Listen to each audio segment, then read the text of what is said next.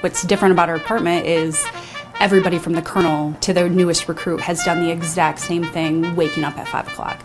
You know, that's part of our history, that's part of our heritage as a department. I think that helps bring value and understand the bigger picture of why they are here for the Michigan State Police and not another agency. Early on in recruit school, we're doing more calisthenics, push-ups, pull-ups, sit-ups, air squats, lunges, burpees, planks, body weight movements, in combination with running. A big part of physical training is discipline. It's not looking around, it's not touching your face, it's not talking, it's not doing anything other than what you're instructed to do at that point. Part of it is to be able to control your impulses. You are now recruit. Is that clear? Yes, sir. From day one, training is at the forefront of everything we do. This place is going to challenge everybody at different levels. Physically, you're going to come in and you're going to see yourself transform. Coupled with the mental aspect of that, your mindset is going to be able to shift and you're going to be able to think sharper, you're going to be more clear, you're going to be more decisive in your decision making. And then emotionally, police officers, we're judged based off of those decisions that we make. And so we want to ensure that our men and women are emotionally sound and capable of making those decisions out in the road. 20-week training academy. Recruits are required to live at the training academy Sunday through Friday evening, at which time they are released for weekend furlough. This process helps foster relationships among the recruits, build discipline, and ultimately keep them focused on the task at hand. The fact that you can assemble 80 men and women, strangers usually, together for a specific task or goal, and to see where they start and how they finish is rewarding, to say the least. This academy is designed to draw out weaknesses or expose weaknesses and then build upon those weaknesses. So by the time you leave here, they're no longer weaknesses, but they're actually strengths. You have the ability and the wherewithal to come in to learn and be a sponge and really want to take up this lifestyle as a trooper. This is a great place to be. Organized chaos. It looks like chaos from the outside in, but it's pretty much structured from the time they wake up till taps is played at 10 o'clock at night. They clean up, they shower, get ready for breakfast. At 7 o'clock, breakfast is served. They go to breakfast as a unit, so a lot of times they'll work on movements together, so marching into the cafeteria. And marching isn't just military drill, it's working together and becoming one and trying to figure out how I can work with the person in front and behind me, and then collectively 87 people or 100 people are working together. After they have breakfast, they come back upstairs at 7:30. I know it's a pretty quick turnaround to eat breakfast, and they're back upstairs on the floor. They're in their dorm rooms, and then they have inspection at 7:30. Why did you feel it wasn't important to shine your boots, sir? After that, they have about 15 minutes to get the rest of their gear up, and class at 8 o'clock. Class, seats. Lecture class will be legal, motor vehicle code. That'll last till noon. Lunch is served at noon. Then they have about 30 minutes, depending on how fast they eat and lunch, to get ready for the afternoon classes. Firearms, defensive tactics, patrols, water safety, first aid, drive track. What we like to focus on in the other disciplines and combined with firearms is ultimately the decision to shoot, which goes into reading a situation, proper threat assessment, proper engagement, proper holistic approach to responding to a call, and is this some time where I'm going to have to deploy my firearm? Maybe not even use it, but at least deploy it in the proper context. This profession, it's the unknown. You have to prepare for it all and everything. So you'll see a bunch of things to build up physical capacities and everything. But this job's about skill.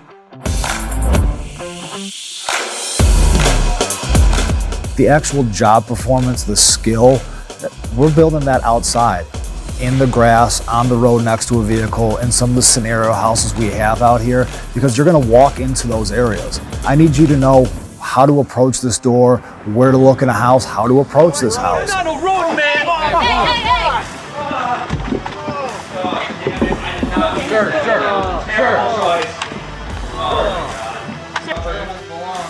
Communication is a big thing in law enforcement. Everything that we do, 90% of our job is probably communication. That's one of the biggest tools that we utilize. So here in recruit school, our communication kind of aspect or training has evolved quite a bit. We stress very hard on report writing. Throughout the recruit school, the recruits will get a ton of instruction on how to write reports, along with having actual practice on report writing for different scenarios that we do within recruit school. Our main focus here is to prepare them to be probationary troopers in the field. A lot of our state police posts border counties that are along the shorelines of the Great Lakes. It's likely that you could possibly get dispatched to a water safety situation where you're going to end up having to utilize one of those skills. Breaststroke, freestyle, side stroke. We definitely encourage side stroke. Side stroke is what we call our rescue stroke. A lot of times if we're going to be having to go in for any reason to the water, it is generally the stroke that we're going to utilize if we end up having to carry or tow somebody. Oh, there.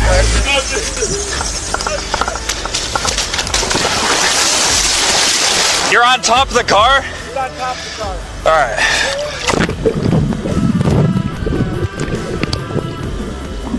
Are you okay? Yeah. Okay. You get one set, I'll get the other, just like recruit school, okay? We're good. Lay on your back. Turn around. Turn around. We're going to be safe. Ready?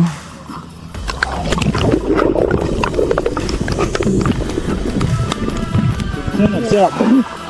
I've had many come in not strong swimmers, and they know that, and they'll leave knowing that maybe they're not still super confident in it, but they know what their limitations are, and they know how to perform a successful water rescue and feel confident about it. Is the person on the front porch, get him to the ambulance. We're all secure here. Yeah, get the front guy on the porch. EMS in? Yeah, EMS is already pre-staged around the corner, get him the ambulance. What's important about our job is we have to be able to manage things on scene before EMS can get there, because there are times when maybe the scene isn't safe for EMS to approach, right? We need to keep everyone's safety in mind always first, and so we need to be able to care for people in the meantime if EMS and medical can't. The big things that we focus on are those primary care things, right? Controlling bleeding, so that can be controlled while we're waiting for EMS until they can get to the hospital, things like that. Chest seals, we really focus on trauma care. And of course, that's important for us as officers and for our partners as well, given the nature of our job. We have a lot of equipment. I have an entire closet full of equipment to simulate wounds and things like that that the recruits can use to train on, so that they're getting that mind connection to what they're actually doing and getting that hands-on experience versus just talking about it.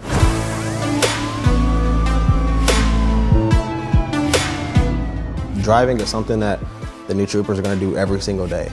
We train a lot of things within MSP, but driving is something that you're going to do every day, on or off duty. So we like to instill skills that help them be safe but effective when patrolling. On day one, when they come out here to the drive track, we will put them in the classroom. They'll learn everything from vehicle dynamics to proper seating position to hand positioning policies within the department. You're inside that car with an instructor. You're doing a lot of different things, from skid pad, you're doing skid recovery, controlled braking, serpentine, precision driving.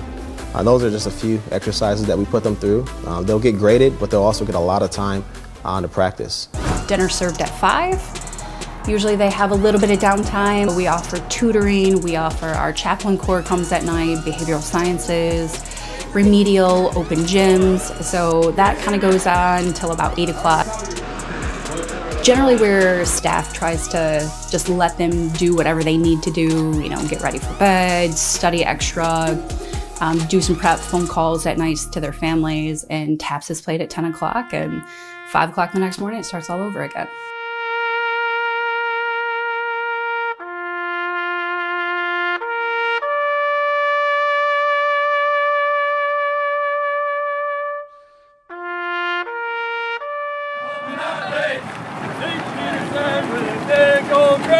St. Peter said we're the